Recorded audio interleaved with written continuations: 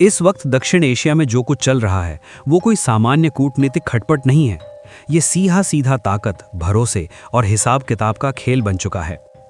दिसंबर की ठंडी हवाओं के बीच भारत और बांग्लादेश के रिश्तों में जो दबा हुआ तनाव था, अब वो सतह पर आने लगा है। ऊपर से सब कुछ सामान्य दिखाने की कोशिश हो रही है, मीटिंग्स हो रही हैं, बयान दिए जा रहे हैं, कैमरों के सामने मुस्कानें बिखेरी जा रही हैं, लेकिन असली कहानी इन मुस्कानों के पीछे छिपी है। भारत ने इस बार कोई शोर नहीं मचाया, न बड़े भाषण दिए, न कड़े बयान, लेकिन एक ऐसा शब्द सामने रखा जिसने पूरे सिस्टम को हिला दिया: सॉवरेन गारंटी। ये कोई मामूली डिमांड नहीं थी, ये सीधा संकेत था कि अब भारत समझाने के मूड में नहीं है। अब बात साफ है, या तो भुगतान समय पर होगा या फिर समझौते दोबारा लिखे जाएंगे। मामला आखिर है क्या? बांग्लादेश का पावर सेक्टर पहले से ही भारी कर्ज में डूबा हुआ था। भुगतान में देरी, कमजोर प्लानिंग और कैश फ्लो की कमी लंबे समय से चल रही थी।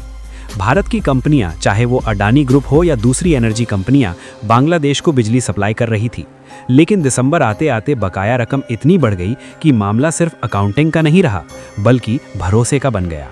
24 दिसंबर तक ये साफ हो चुका था कि भुगतान की देरी अब व्यापारिक नहीं बल्कि रणनीतिक समस्या बन चुकी है। कुल बकाया रकम लगभग 88,000 करोड़ टका तक पहुंच गई थी। इसके सामने सरकार ने जो 5,000 करोड़ टका जारी करने का संकेत दिया, वो समुद्र में बूंद जैसा था।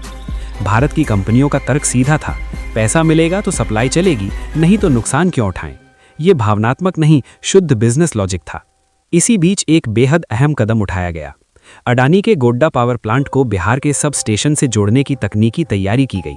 ये सिर्फ एक टेक्निकल एडजस्टमेंट नहीं था, ये सीधा संदेश था: अगर भुगतान नहीं हुआ तो बिजली का रास्ता बदल सकता है। पावर सप्लाई रुकने का मतलब सिर्फ अंधेरा नहीं होता, इसका मतलब है फैक्ट्रियों का बंद होना, एक्सपोर्ट का गिरना और जनता का गुस्सा सड़कों पर आना। ढाका के लिए यही सबसे बड़ा खतरा था, क्योंकि बांग्लादेश की अर्थव्यवस्था का बड़ा हिस्सा इंडस्ट्री और एक्सपोर्ट पर टिका है। अगर बिजली रुकती है तो पूरा आर्थिक ढांचा हिल सकता है। इसी तनाव के बीच उस्मान हादी की मौत का मुद्दा सामने आया। सड़कों पर प्रदर्शन हुए, सोशल मीडिया पर गुस्सा उभरा, कुछ जगहों पर भारत विरोधी नारे भी सुनाई दिए। लेकिन ये गुस्सा सिर्फ एक घटना का परिणाम नहीं था, ये अंदरूनी आर्थिक दबाव, राजनीतिक अस्थिरता और बढ़ते कर्ज का मिला-जुला असर था। कुछ स्थानीय नेताओं और कट्टर आवाजों ने इस मुद्दे को भारत विरोधी नैरेटिव से जोड़ने की कोशिश की, लेकिन भारत ने इस शोर का जवाब बयानबाजी से नहीं दिया, उसने जवाब दिया रणनीतिक चुप्पी और आर्थिक सख्ती से।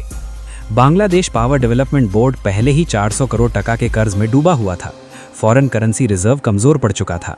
ऐसे में सरकार ने 8% ब्याज पर 10 साल का बॉन्ड जारी करने का फैसला किया। आमतौर पर ऐसे बॉन्ड 15 से 20 साल के होते हैं, लेकिन समय कम रखना दिखाता है कि हालात कितने तात्कालिक और दबाव भरे थे। समस्या ये है कि ग्लोबल मार्केट अनिश्चित है, इन्वेस्टर्स का भरोसा पहले जैसा मजबूत नहीं है। अगर बॉन्ड स्कीम उम्मीद के मुताबिक सफल नहीं होती तो फाइनेंशियल इमरजेंसी की स्थिति बन सकती है। भारत ने इस पूरे मामले में सीधी टकराव की नीति नहीं अपनाई, उसने धीरे धीरे दबाव बढ़ाया। पहले बैंक गारंटी की बात हुई, फिर सॉवरेन गारंटी की मांग रखी गई, फिर टेक्निकल रेडीनेस दिखा दी गई। हर कदम के पीछे स्पष्ट संदेश था: हमारे पास विकल्प हैं। भारत पहले ही बांग्लादेश को लगभग $5 बिलियन की लाइन ऑफ क्रेडिट दे चुका है। अगर उसकी समीक्षा की बात भी उठती है तो ढाका के लिए चिंता बढ़ना तय है। भारत बांग्लादेश का बड़ा ट्रेड पार्टनर है। अगर मार्केट एक्सेस में हल्की सी भी सख्ती आती है तो बांग्लादेश की एक्सपोर्ट आधारित अर्थव्यवस्था को झटका लग सकता है। यही वजह है कि तमाम राजनीतिक शोर के बावजूद ढाका रिश्ते पूरी तरह बिगाड़ने का रिस्क नहीं ले सकता। ये टकराव सिर्फ पैसों तक सीमित नहीं है, ये भरोसे की परीक्षा है। जब इंटरनेशनल डील्स होते हैं तो शब्दों से ज्यादा महत्व भुगतान और समय की पाबंदी का होता है। अगर एक देश बार बार भुगतान में देरी करता है तो संदेश सिर्फ एक देश तक सीमित नहीं रहता, ये पूरे क्षेत्र में उसकी क्रेडिबिलिटी को प्रभावित करता है। साउथ एशिया के बाकी देश भी इस पूरे घटनाक्रम को ध्यान से देख रहे हैं। अगर बिजली रुकी तो क्या होगा? अगर भुगतान में देरी दोहराई गई और सप्लाई पर असर पड़ा तो सबसे पहले असर इंडस्ट्री पर पड़ेगा। फैक्ट्रियां बंद होंगी, एक्सपोर्ट घटेगा, बेरोजगारी बढ़ेगी और फिर जनता का गुस्सा सरकार की स्थिरता को चुनौती देगा। भारत ने साफ कर दिया है कि अब फैसले भावनाओं से नहीं, हिसाब से होंगे। जो देश बड़े इकोनॉमिक डील्स करेगा उसे जिम्मेदारी भी निभानी होगी। ये संदेश सिर्फ बांग्लादेश के लिए नहीं है बल्कि पूरे क्षेत्र के लिए है। अब आगे क्या? बांग्लादेश के पास अभी भी मौका है। अगर भुगतान प्रक्रिया तेजी से आगे बढ़ती है तो हालात संभल सकते हैं, लेकिन अगर देरी और टाल मटोल जारी रही तो दबाव बढ़ेगा और तब असर सिर्फ आर्थिक नहीं, राजनीतिक भी होगा। दक्षिण एशिया में ये संघर्ष अब सिर्फ बिजली या बिलों का नहीं रहा, ये पावर बैलेंस, कमिटमेंट और भरोसे की परीक्षा बन चुका है। भारत ने दिखा दिया है कि वो अपने हितों पर समझौता नहीं करेगा और बांग्लादेश समझने लगा है कि चेतावनियों को हल्के में लेना महंगा पड़ सकता है। आने वाले हफ्ते तय करेंगे कि ये मामला समझदारी से सुलझेगा या दक्षिण एशिया एक और बड़े आर्थिक तनाव का गवाह बनेगा। अब आपकी राय क्या है? क्या भारत को और सख्त होना चाहिए या रिश्तों को बचाने के लिए नरमी दिखानी चाहिए? नीचे कमेंट में ज़रूर बताइए।